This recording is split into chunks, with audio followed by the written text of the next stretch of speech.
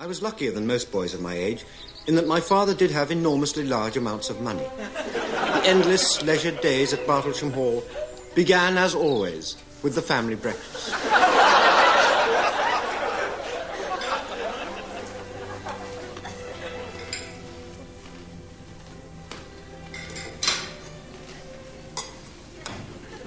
The toast is frightfully good today, Barty.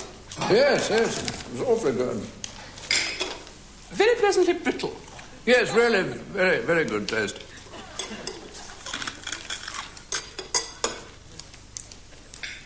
I think it's some of the best toast we've ever had. Yes, could be.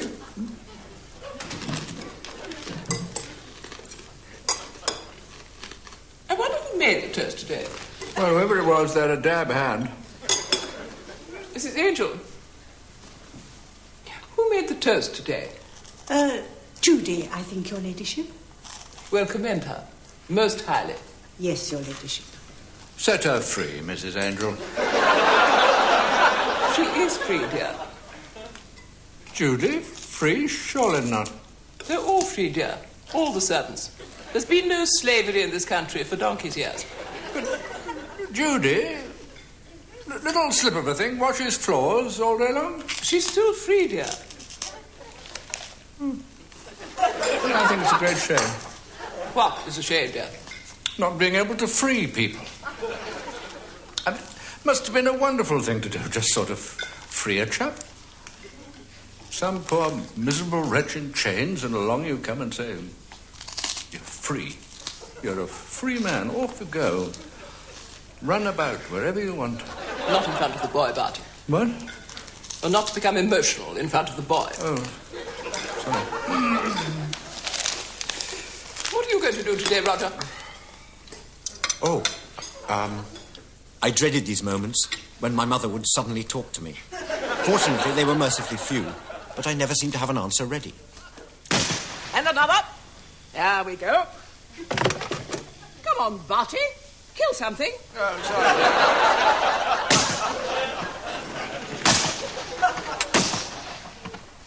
My mother had killed more grouse than any other woman in history. There's a nice fat one. That's Mr. Barlow, ma'am. Oh, drat. Barty, we must not choose beaters that look like grouse. I've just shot Barlow. I'll go and get him. He's been shot before, ma'am. I'm sure he don't mind. It's just such a waste of cartridges. Not a decent sort of chap, the average slave. Servant, dear. Are you just going to leave him there? Wonderful chap, anyway. Being free and yet willing to be constantly shot at. I don't think he wants to be shot at, Father. I don't think anybody wants to be shot in the back. You'd be surprised. Some of these people quite like it. Gives them a certain security. Means they don't have to take any decisions. Well, it makes me feel humble. What's that? A chap like Barlow, with all the world to choose from, will repeatedly lie face downwards in the mud without a single word of complaint. God, I know chaps who complain about the skin on top of their porridge.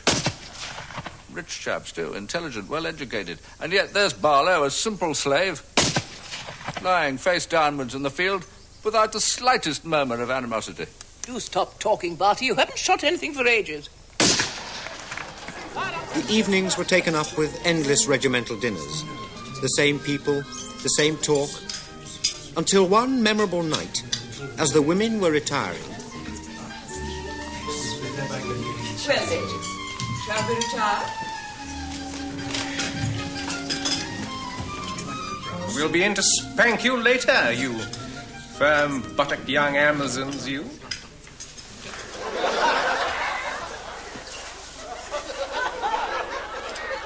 I'm terribly sorry. I don't know what came over me. Right, Morrison. I think you know what to do. Yes. Yes, of course, sir.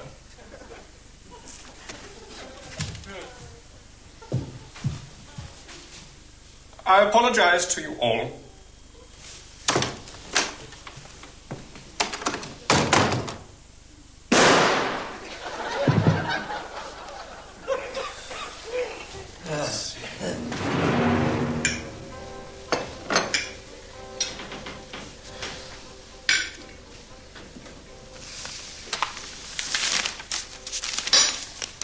Ordinary people, the Batans. Who? Derek and Edna? No, the Batans. The local tribe we're fighting. Oh, yeah. They respond amazingly well to kindness. They may be very violent, often cruel and senselessly vindictive, but if you're kind to them, they respect you in a strange way. Jellicoe was telling me of a chap who was kind to them. They wouldn't leave him alone. Slept outside his door every night. Really? Mind you, he was very kind to them. Have you tried the Oxshott cherry preserve? You know, I often think that if people had been a little more kind to each other, we might have avoided many of the wars that have plagued society through the ages. Maybe, yeah. Well, maybe. But just suppose for a minute, if when Wallenstein reached the gates of Magdeburg in 1631, instead of razing the city to the ground and putting its inhabitants to the sword, he'd said, "Oh, what a lovely place. How lucky you are to live here. I come from Sweden. You must come and see me sometime." Just think what a difference that would have made. You'd have gone down in history as a nice chap instead of the butcher of Magdeburg. Eat up, dear, and stop talking piffle.